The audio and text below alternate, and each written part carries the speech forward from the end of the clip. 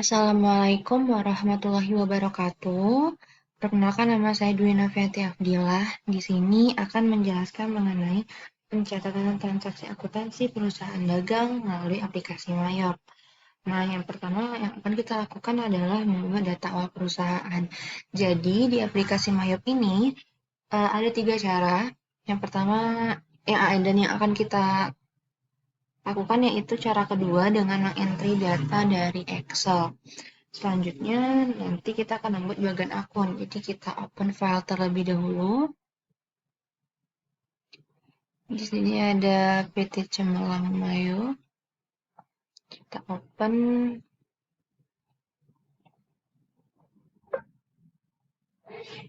Oke, nah di sini udah ada bagian akunnya. Kemudian kita lihat account listnya. Di sini udah ada juga. Mulai dari aset sampai other expense. Nah, kemudian kita kembali. Nah, setelah kita lihat akun listnya, kemudian udah ada bagian akunnya. Selanjutnya kita akan mengatur link akun dan link akun pajak. Kita coba klik setup link account. Di sini ada 3 jenis. Yang pertama kita klik account and banking account terlebih dahulu. Jadi di sini 2 poin ini kita tidak bisa ubah lagi. Nah, yang bisa kita ubah yang ada tanda panah ke bawahnya. Jadi equity account for historical balancing itu kita linkkan dengan historical balancing account. Begitupun dengan yang petty cash. Kita klik OK, kemudian kita lanjutkan dengan sales account. Di sini pun sama, kita linkkan terlebih dahulu untuk asset account for tracking receivable. Kita linkkan dengan account receivable.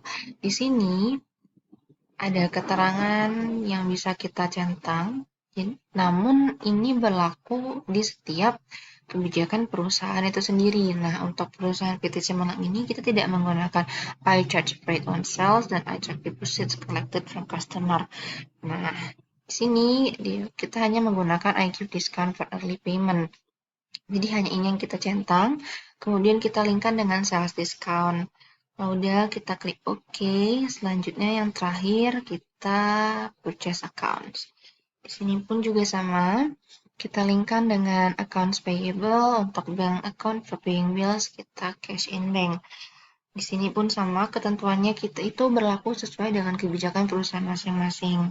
Kembali lagi, perusahaan PT Cemerlang ini hanya menggunakan I pay freight on purchase and I take discounts for early payment. Jadi hanya ini yang kita linkkan dengan freight paid dan purchase discount. Kita klik OK. Kemudian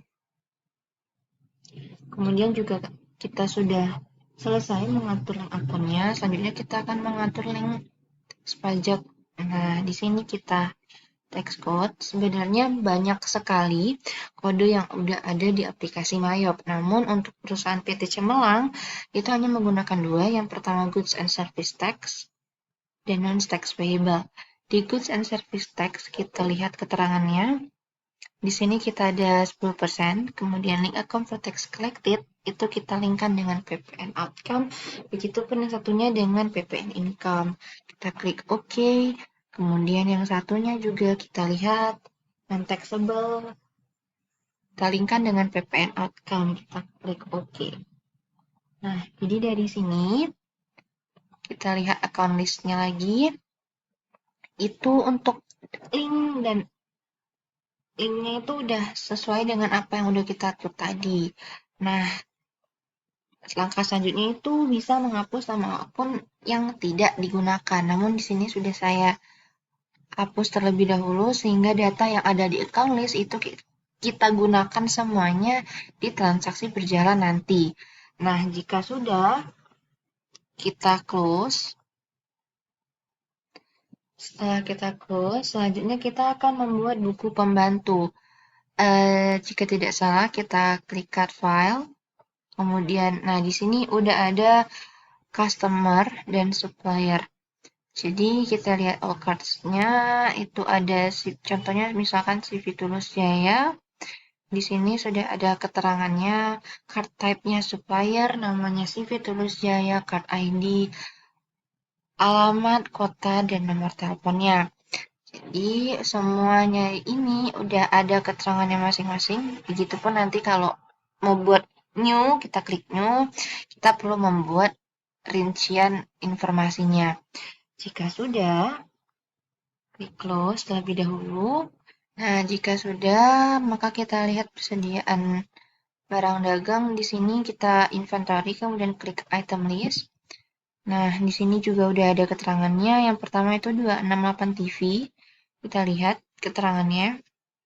Nah, 3 poin ini kita centang semua. Nantinya akan kita linkkan cost of sales account itu cost of goods sold, income account for tracking sales, kita linkkan ke sales, begitupun dengan merchandise inventory. Kemudian kita klik OK.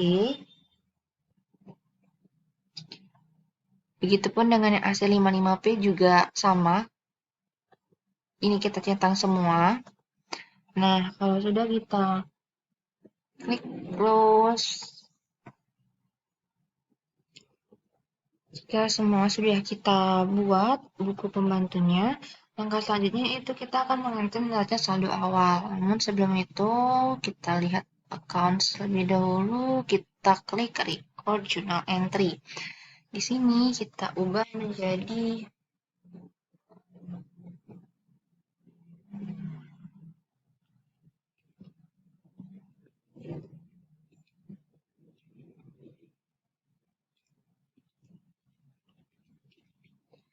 dan ini kita setting.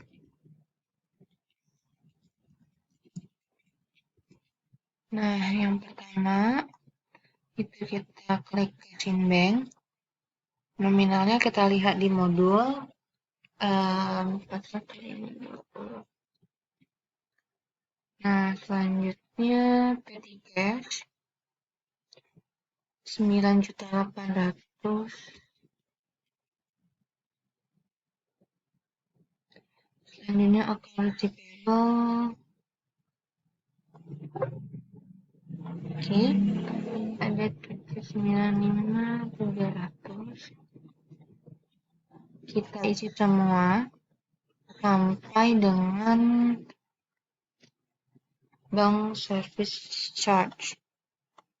Itu 6.600.000. Nah, jadi kita isi semua, kita pindahkan data yang ada di modul ke record journal entry ini. Jika semua sudah, nanti kita record. Nah, yang nantinya data yang udah kita record itu akan kita lihat di sini. Jadi udah tersusun sampai dengan bank service charge-nya 6.600.000. Nah, jika sudah, kita klik close, kita kembali ke menu ke bagian akun yang awal. Kemudian kita akan mengentry neraca saldo buku pembantu. Nah, jika sudah selesai, kita akan mengentry neraca saldo buku pembantu. Yang pertama kita klik setup terlebih dahulu, balance, kemudian customer balance. Nah, di sini udah ada nama toko-tokonya. Yang pertama kita lihat dari elektronik, itu udah ada keterangannya.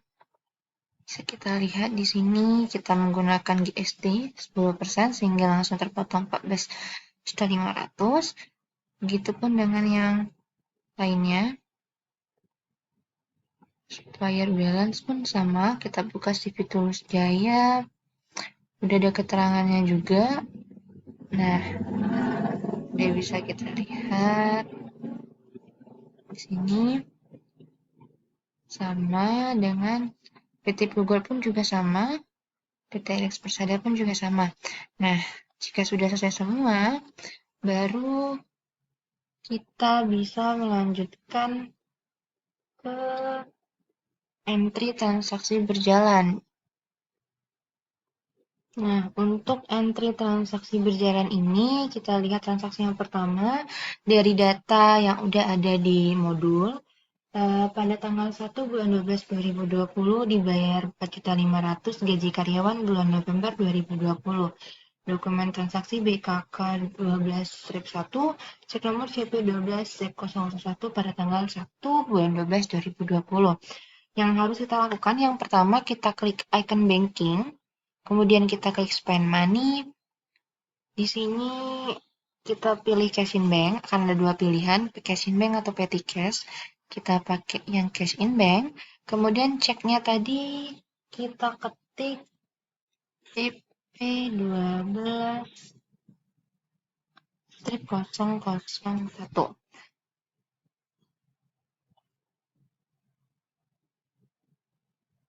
Nah, tanggalnya tanggal 1 bulan 12 2020. Totalnya tadi ada 4.500.000. Nggak usah kita klik RP karena nanti akan tersetting sendiri. Nah, untuk memonya ini kita isi dengan salary November. Nah, kita pilih account-nya di sini. Kita pilih expense payable.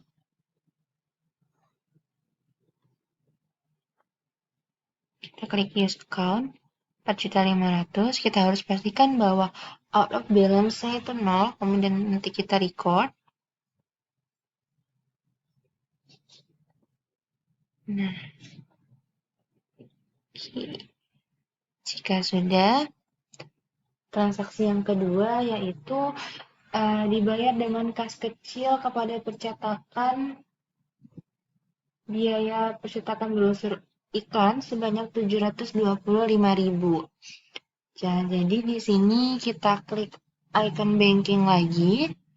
Udah, kita klik spend money. Kemudian kali ini kita tidak menggunakan cash in bank, melainkan menggunakan petty cash. Ceknya sama, kita buat P12-1 pada tanggal 02 bulan 12 2020. Totalnya kita buat 725.000. Nah, untuk amannya di sini saya buat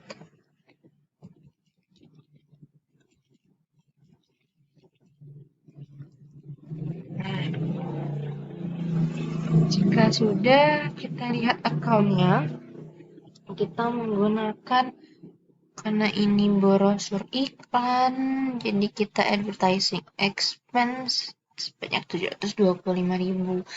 Nah, kemudian kita klik out of balance. Out of balance-nya itu harus 0, harus diperhatikan baik-baik. Selanjutnya,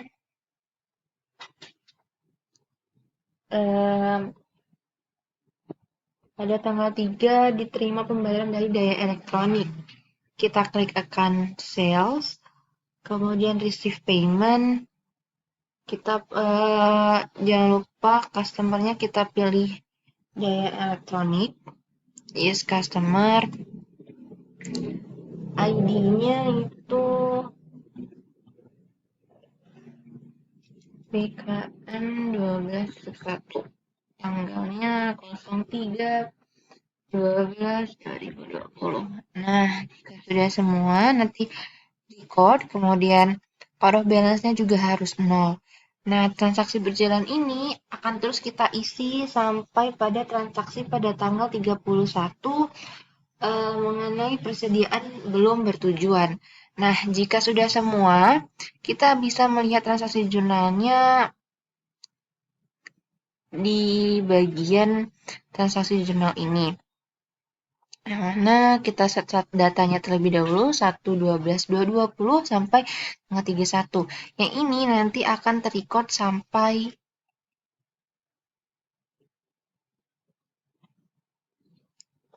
kita klik all.